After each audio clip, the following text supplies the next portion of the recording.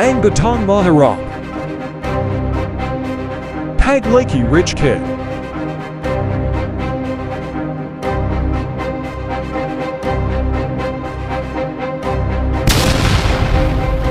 Ang Tong Hanape Ginhawa. Sa Pasay Sagit Kani Tatang.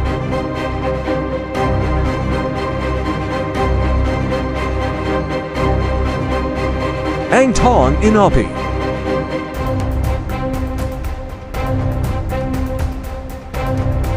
Sagad sa Butuangan T.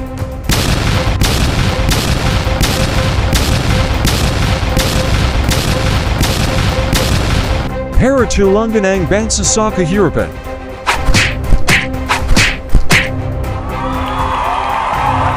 To make business and to help people. And to make Philippines the best tourist spots.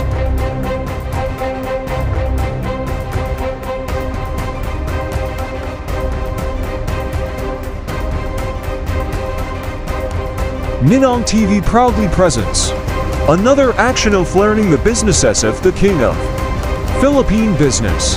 With your Denver Ninong Castro as your Henry C. Batang Pasay. Discovering Henry C's business establishments in Pasay City. Simulcast on Ninong TV Facebook and YouTube June 20 to 2023. Henry C, the King of Philippine Business. Only here at Ninong TV, your educational vlog show and entertainment. Good afternoon all of you, and what's up? And this is your Denver Ninong Castro. Welcome to Ninong TV. You're watching live from Facebook, YouTube subscribers. Today, we will have a special video vlog once again in learning the action of businesses in Philippine business. Mr. Henry C. And the title of our vlog for today is Batang Pasay. Discovering Henry C's business establishments in Pasay City. So, for our travelers, hello! At sa ating mga estudyante na magpapakasyon na next week at next month. So, nag-iisip kayo kung saan kayo pwede pumunta.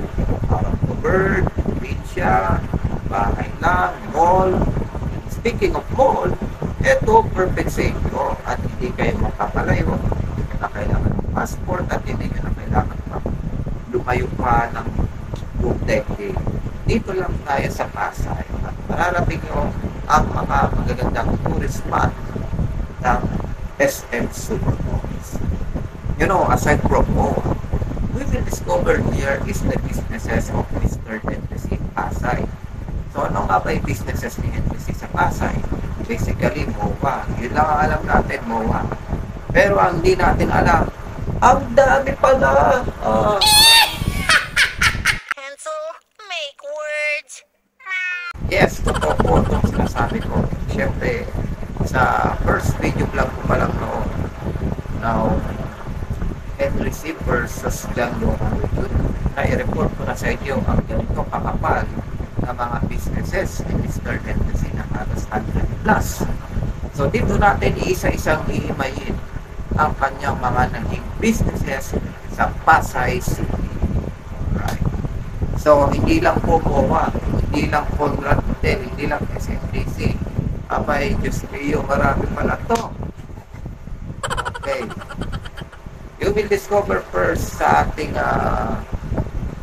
businesses ni Mr. Henry C. dito ay ang kanyang MOA, basically, the Conrad Hotel and the SMDC. Yeah.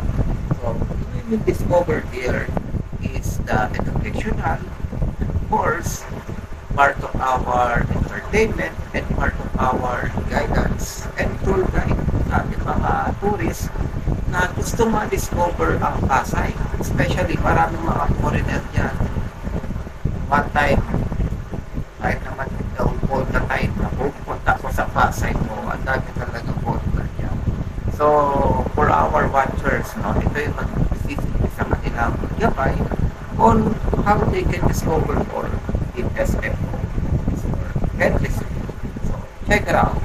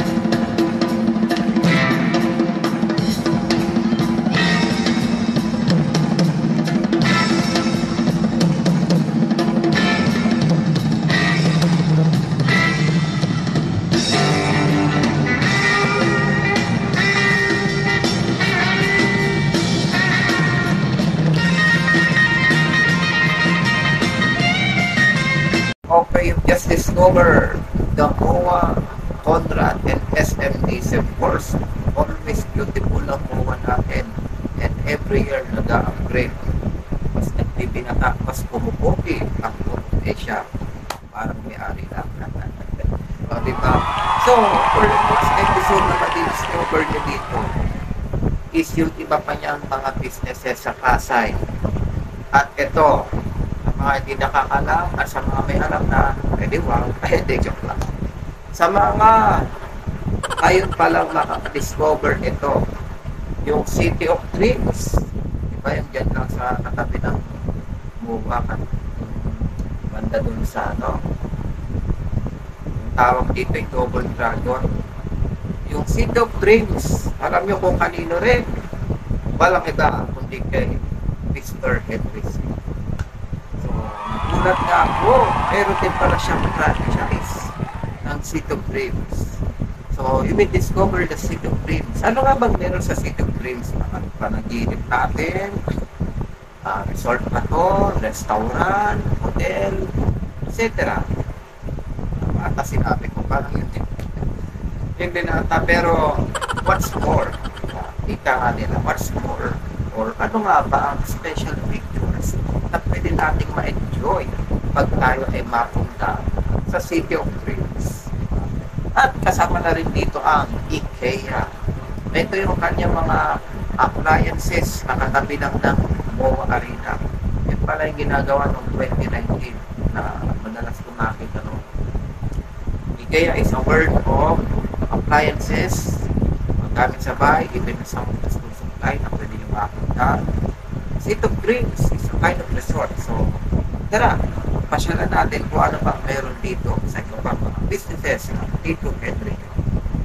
Dito lang yan sa Bata Pasay.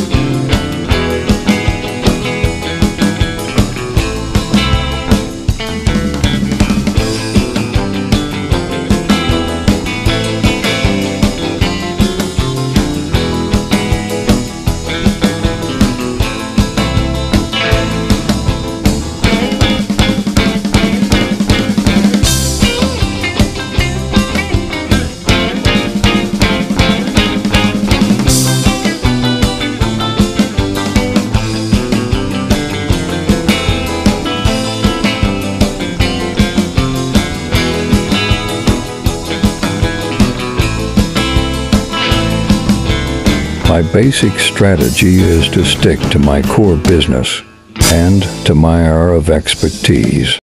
From your Henry C. giving you the tips on how to be me in business life for success. Okay, you've just discovered the City of Dreams. Wow, yun palang City of Dreams. Tama nga po, resort nga siya. Hindi ng resort, may swimming pool, may restaurant, may hotel. At ito, pinakamaganda sa City of Dreams. Kasi nga, City of Dreams panaginip. Nandun sila Shrek. Nandun yung mga idol nating mga cartoon character. So, hindi ka mukha ng ibang resort. Resort lang talaga, kain, tulog ka dyan, swimming ka dyan, mahala ka dyan. And dito sa City of Dreams, nandito lahat ng imagination mo. Pwede ka maging bata, pwede ka maging matanda, pwede ka maging ikaw, pwede ka maging kahit ano. Kaya nga City of Dreams. So, nandito yung mga gusto mong balik-balikan or yung mga imagination mo, yung mga gusto mong isipin, as long as kasama mo yung mga chikitin. Kasi mas lalo ka mag-enjoy pag nandito ka sa City of Dreams kasama yung mga bata kasi sila yung may alam yan. Kaya Transformer, kaya Shrek, kaya ganito ganyan. Eh tayo naman mga OG, hindi natin alam yung mga yan. O isama natin yung mga chikiting natin, siya pala yun. Selfie natin.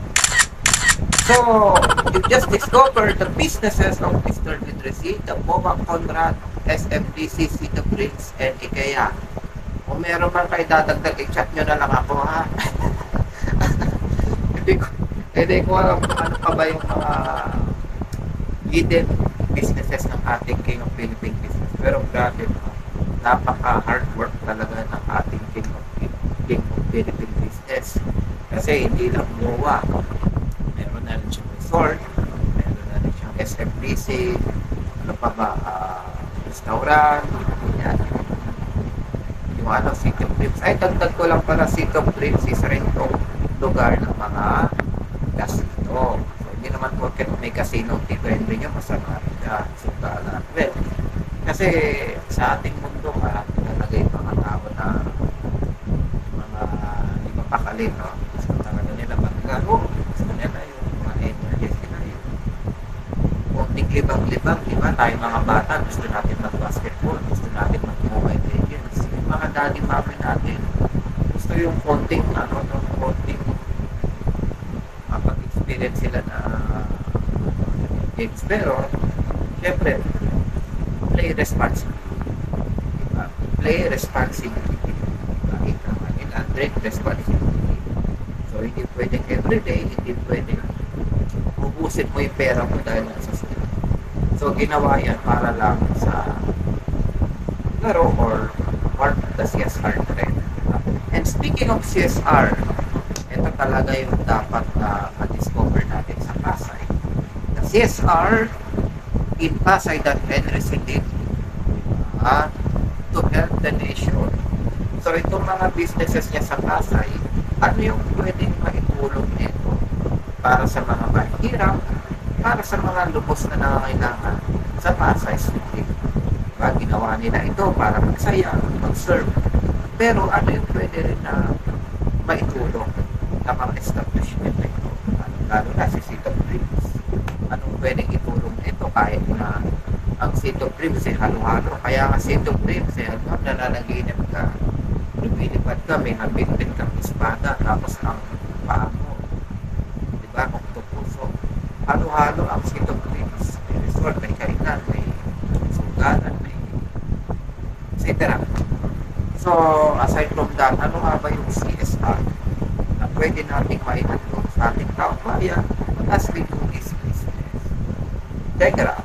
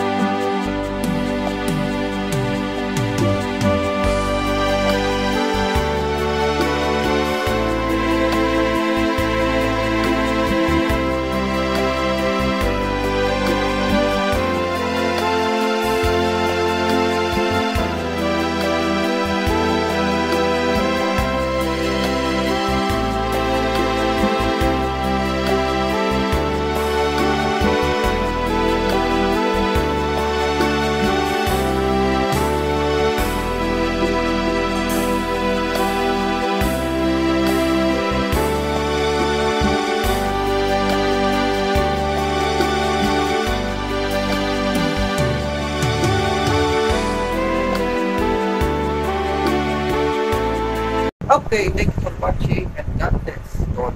And this is once again Batang Pasay Discovering and Resist Business Establishments in Pasay City. As Mr. Henry, I truly support him. I truly salute the nation for what he did. Diba? So ginawa niya to para labanan ng krisis, labanan ng kahirapan. Hindi lang naman ginawa yung mga establishment na ito para magpayaman. Kasi baliwala lang ito kung hindi natin ma-share sa taong bayan. One of the motivation of NPC, why he keep on building businesses and establishment is to have jobs. Diba? Yung mga taong walang trabaho, kung sa kanya, kung hindi ka pitin sa SM niya, pwede ka mag-work sa City of Dreams niya. Kaya pa sa City of Dreams, nahihilo ka masyado. Nahihilo ka na. Feeling mo parang hindi mo na maintindihan pag galing mo doon, magkakalala. Meron kang Conrad Hotel, SMDC, IKEA. Choices yan, hindi pwede mo kung saan mo gusto mag-work. So, that particular area for businesses must be not only to make money, but to support our economy and to help to fight crisis and to help the Philippines to become world class, lalong-lalo na sa ating mga foreigner na tagkiligin ang ating bansang Pilipinas. It's more fun in the Philippines, so let's promote the beauty of our Philippines. At si Entresillo ay talagang kumakayon para na ma-improve ang ating Philippine country. Kaya I'm very happy that Mr. Henry keep on working hard at kahit naka-wheelchair na siya, maisip niya pa rin tayo, maisip niya pa rin na paligayahin ng mga bata, ang mga lulot-lola, kahit pupupugod na, gusto pa magkaroon sa kasi. But somehow, the CSR, mas marami tayo dapat tulungan. You know, a little bit information lang. Tungkol dito sa City of Dreams, kasi nabanggit mo kanina franchise owner CFC. The real owner of City of Dreams is Mr. Lawrence Ong, kasi H.O.O. Siya po ang tunay na may-ari ng City of Dreams under by the Melco Enterprise or the Melco Entertainment and Estate, yung mga ganyan, na nakifranchise po ang si family of Mr. Henry Day. Kaya meron tayong City of Dreams sa Pasay kasi si Henry C.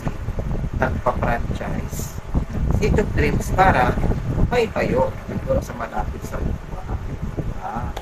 So, Mr. Henry C. is a franchise owner of City of Dreams, but at the same time, is also an owner of the resort para magbigay ng kasiyahan at serbisyo sa taong bayan.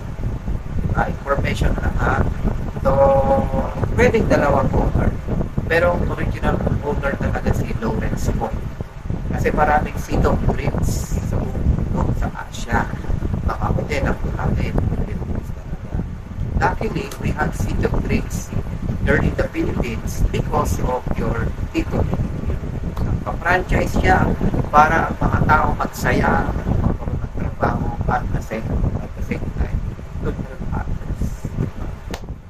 Dito po nagtatapos ang ating makapulungang video vlog. And this is once again Batang Pasay Discovering and Resist Business Establishments in Pasay City. So for our travelers, student, na pupunta ng Pasay, for our Filipino foreigners, hindi lang po mga pwede ma-discover kay Tito Henry nyo. We also have City of Dreams, IKEA, SMDC, Condos, and the Conrad Hotel. Enjoy and see you once again for my video. This vlog is also for sale, 150, 80 pesos for screen record. Thank you, and mabuhay tulong.